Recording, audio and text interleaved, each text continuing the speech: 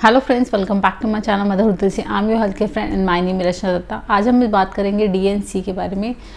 इस वीडियो में हम बात करने वाले हैं कि डीएनसी का जो पूरा प्रोसीजर रहता है वो किस तरीके का होता है, और इसके साथ हम बात करेंगे कि जो अमाउंट जो हॉस्पिटल चार्ज करते हैं उसको वो कैसे वैरी करता है, और कैसे हम इस प्रोसीजर को कितने रुपए में यानी कि कितना जो अमाउंट रहता है हमें खर्च करना होता है इस प्रोसीजर के लिए। तो चलिए वीडियो स्टार्ट करते हैं। देखिए, डीएनसी आप सबको पता होगा, जो लोग ये वीडियो देख रहे हैं। डीएनसी का मतलब आप सबको पता है कि अबॉर्शन होता है, अबॉर्ट करवाना होता है। जो अनवांटेड प्रेगनेंसी रहती है, यानी कि जो प्रेगनेंसी आपको नहीं चाहिए होती या किसी वजह से हो जाती है या आपकी हेल्थ अलाउ नहीं करती आपको, और आपको उसको अबॉर्ट करवाना पड़ता है, तो उसको डीएनसी बोलते हैं हम। देखिए, जो डीएनसी इसका होल प्रोसीजर रहता है। आपका जो डीएनसी है ये तब होती है जब आपकी जो प्रेगनेंसी होती है वो 49 डेज से ऊपर की हो, यानी कि 1.5 महीने से समझ लीजिए। अगर 1.5 महीने से ऊपर की प्रेगनेंसी है तो ये बेबी जो है वो दो तरीके से मतलब अबॉर्शन होता है। एक तरीका होता है मेडिसिन के थ्रू, और दूसरा होता है सर्जिकल, जिसमें सर्जरी होती है माइनर सी, जिसको हम डीएनसी बोलते हैं। जो मेडिसिन के थ्रू डीएनसी मतलब अबॉर्शन होता है वो उसमें जो होता है वो दवाई दी जाती है, उसके थ्रू जो है जो फीटस होता है वो अबॉर्ट हो जाता है। लेकिन इसमें एक कंडीशन रहती है कि प्रेगनेंसी आपकी 49 डेज से कम की होनी चाहिए। अगर आपकी जो प्रेगनेंसी है वो 49 डेज से ऊपर की है, 2 महीने 2.5 महीने, तो आपको डॉक्टर जो है वो डीएनसी सजेस्ट करते हैं, क्योंकि एक तरीके से थोड़ा डेंजरस हो जाता है, लाइफ थ्रेटनिंग चीज़ हो जाती है अगर आप घर पर इसको मेडिसिन के थ्रू अबॉर्ट करते हैं, क्योंकि इसके अंदर आपका जो ब्लड है काफ़ी बहुत ज़्यादा लॉस हो सकता है, काफ़ी लॉस हो सकता है, जिससे कि आपको डिजीनेस, वीकनेस, बीपी आपका कम या ज़्यादा हो सकता है, तो काफ़ी रिस्की रहता है। इसलिए डॉक्टर आपको सजेस्ट करते हैं कि आपके उनके ऑब्जर्वेशन में अगर करवाना चाहते हैं मेडिसिन के थ्रू तो उनके ऑब्जर्वेशन में कराएं, या तो फिर आप डीएनसी की तरफ जाएं। तो मोस्टली जो है डीएनसी होती है। डीएनसी का जो प्रोसीजर है डॉक्टर बोलते हैं 2 से 2.5 घंटे लगेंगे, लेकिन आपको पूरा समझ लीजिए सुबह अगर आप जा रहे हैं तो शाम को 3 या 4 या 5 इतना बच सकता है, क्योंकि आपका जो इसका प्रोसीजर रहता है। देखिए, डॉक्टर जब आप जाते हैं चेक करवाने तो आपको जब बात कर लेते हैं तो उसमें आपको सुबह आपको पूरे रात जो आपने खाना खाया होता है रात को, पूरे रात फिर उसमें ना पानी ना खाना, कुछ नहीं खाना होता, और सुबह आपको जाकर एडमिट होना होता है। समझ लीजिए आप 7 बजे, 8 बजे, 9 बजे, 10 बजे जैसे भी आप एडमिट होने के लिए आपको बोलते हैं। इसके अंदर भी 2 चीज़ें होती हैं, या तो आपको डॉक्टर एक कोई टैबलेट देते हैं जो कि आपको जो सुबह यानी कि जब आप डॉक्टर के पास गए हैं और आप सोने का जो टाइम होता है रात का, उसके 3 या 4 बजे आपको उठकर वो जो दवाई है वो खानी होती है, पानी से लेनी होती है।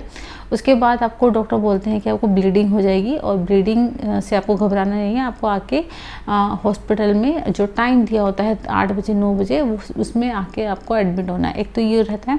दूसरा, आपको दूसरा दिन जो है पूरा जैसे आपने कुछ नहीं खाया होता, आपको सीधा जाके एडमिट होना होता है। और जब आप एडमिट हो जाते हैं आपको ड्रिप जो कैनुला होता है वो लग जाता है, जो पूरा प्रोसीजर उनका वो स्टार्ट हो जाता है।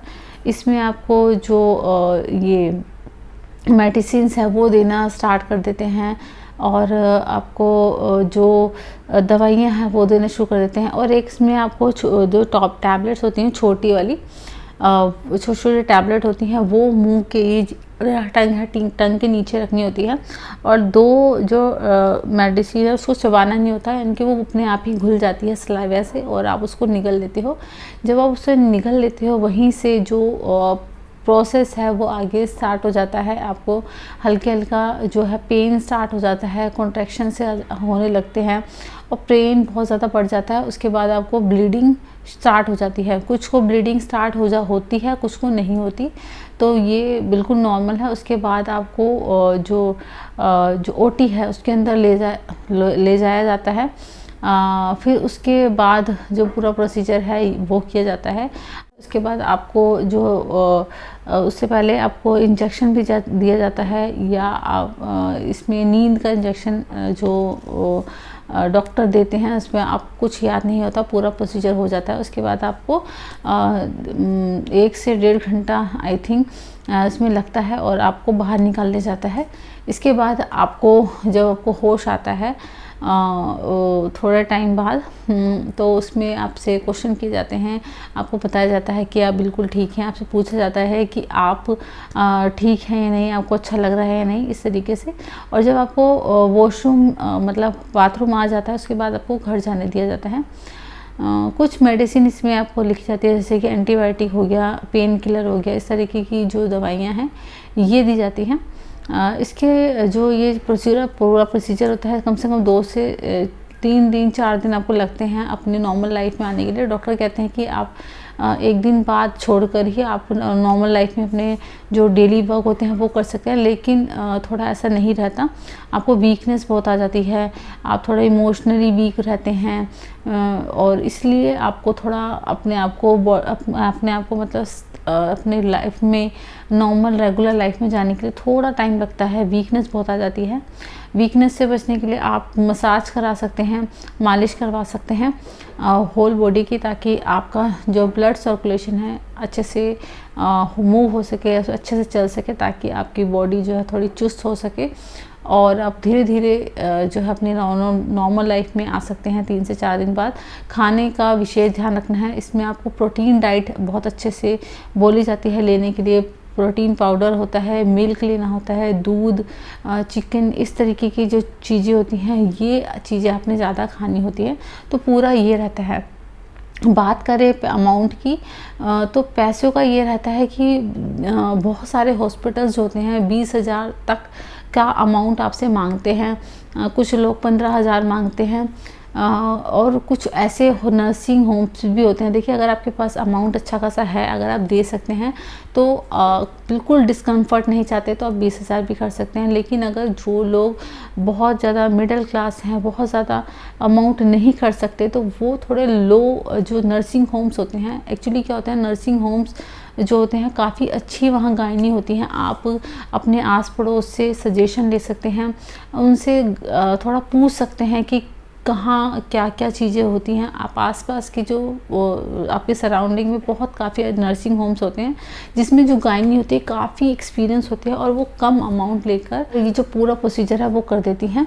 आपका जो है 8,000 जो इसमें लग सकता है, 6,000, 7,000, 8,000, इतना अमाउंट भी लग सकता है। इतना जो है डिफरेंस रहता है अमाउंट का, और काफ़ी आपको लग्जरी एक्सपीरियंस तो नहीं मिलेगा, लेकिन हाँ आपका काम हो जाता है, आपको अच्छा ही लगता है, आपकी हेल्थ का अच्छा ध्यान रखा जाता है। उतना ही बहुत होता है एक मिडिल क्लास के लिए, अगर लग्जरी में ये चीज़ें ना सोचे तो इतना पूरा अमाउंट का डिफरेंस रहता है। तो अगर आप बहुत ज़्यादा अमाउंट नहीं खर्च करना चाहते, तो आप नर्सिंग होम्स में, जो छोटे नर्सिंग होम्स होते हैं, ये देख सकते हैं। लेकिन हाँ, उनकी गायनी बहुत अच्छी होनी चाहिए, गायनी, क्योंकि जो नर्सिंग होम्स होते हैं ना, एक्चुअली बहुत ज़्यादा वहाँ पर मतलब लोग जाते हैं, तो उनको जो होता है अलग अलग जो केसेस है वो हैंडल करती है, तो काफ़ी एक्सपीरियंस होती हैं। तो आप उनके पास जा सकते हैं और सेफ़ हाथों में जाइए, मैं तो कहूँगी।